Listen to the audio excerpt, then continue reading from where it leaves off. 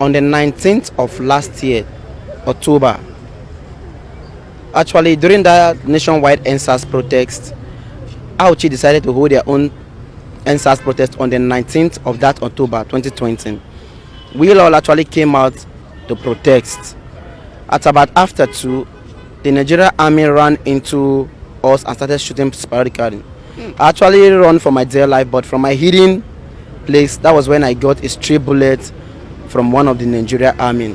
That is exactly what led to the amputation of my leg. Throughout my hospital, it was my family and my friend that was actually in care of it. But later on, one of the person from Edo State government, which is person of Lishaibu, actually came to the hospital to see me, which he promised that he's going to give me an artificial leg and also take care of the remaining hospital bill, because before he came we have already spent much on the hospital. So he came, gave me something and said that he was going to take care of me. But after he left, he gave me a number of one of his followers to call. I was calling, the person will pick and he tell me Oga is not around. Oga is not around. When Oga come, he will relate to Oga. Even when he said if I need money, I should call him, we actually gave him a call. Even the doctors were actually calling him that there are some things that is needed to be bought, but there is no money to buy it. He keep on telling us, the person of Felix, keep on telling us the Oga is not around. When Oga come, later on he went ahead to say Oga not say he will give me money. Oga only say he will take care of the hospital bill. So after the hospital bill, they said I should write to him to come and relieve me from the hospital, which there is no way I could write to the governor. But thank God to the CMD, because of the intervention of the deputy, he actually let me out of the hospital. But since then, I have never seen any response from anybody, not anybody from the government, not even the government, nobody, not even the panel. Well, the first day I came to the panel, it was actually adjourned to the next day for my hearing, which I stayed at Edo State Hospital here in Benin till the next day. The next day when we get there, me and my barrister Denix, is from Benin here.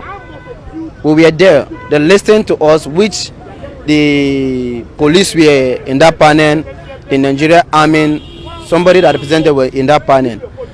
So after much from the panel, and they said okay, they are going to get back to us. So that is all we see. Up to now, no response from the panel, nobody. So it has just been me and my family and my friends that have been around me, that have been seeing me far. And I'm actually a graduate of Federal Polytechnic Auchi. Then I was in school, about to graduate. But now, I thank God I'm a graduate of the Federal Polytechnic Auchi, about going for my service this very month. So that is my glory to God.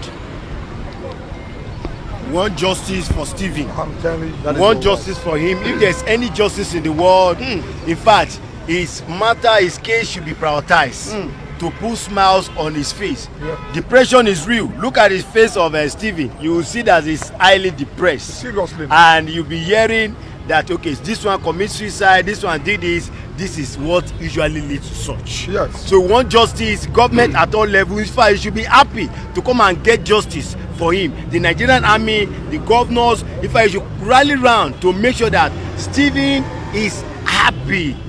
Because you heard what he said the other time about when he had his legs intact. Now, just one leg. I'm sure you will not wish this kind of thing to happen to your enemy. So we want justice for Stephen.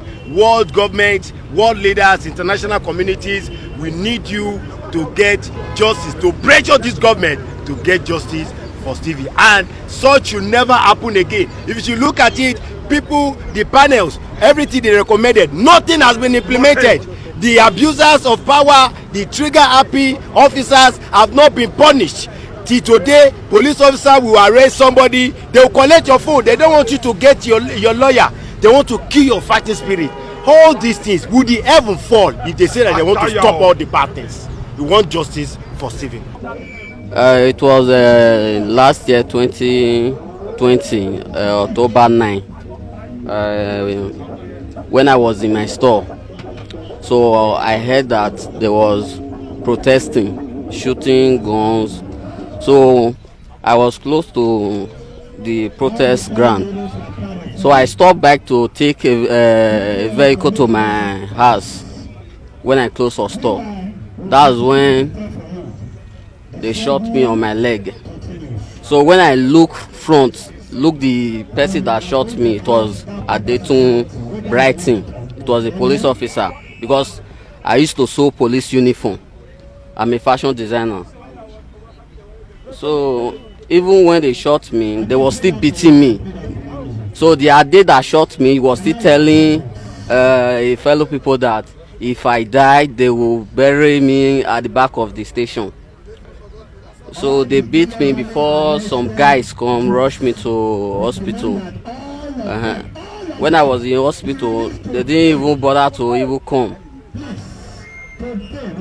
After, before they sent one of them to come and write some statements, before they left. Since then, I didn't see them. I spent almost 1.something million on this leg. No issue now. They fixed iron on this leg before. So it was last month I removed the iron because I was not seeing any improvement. So I went to native home to go and be treating it now. That's where I am now. The money they even tell me now, I've not even paid yet. So I'll be suffering a lot. I'll be suffering. Even my store have closed. No work again. I don't have any money. I have nothing. I'm just alone with my mother. Finish. So what's the appeal right now to the government? They should help me because I don't have anything anymore. They should help me. I need help. I need money. I want to work. I want to face my life, face my future. So I need money. I need help for the government. I was one of those panel members that represent ENDSARS in Edo State Judicial Panel. Today we are crying to the whole world to see, using this case of Stephen, Miracle, Ogezwa, and even Osasen Aga that they shot during our protest in this museum.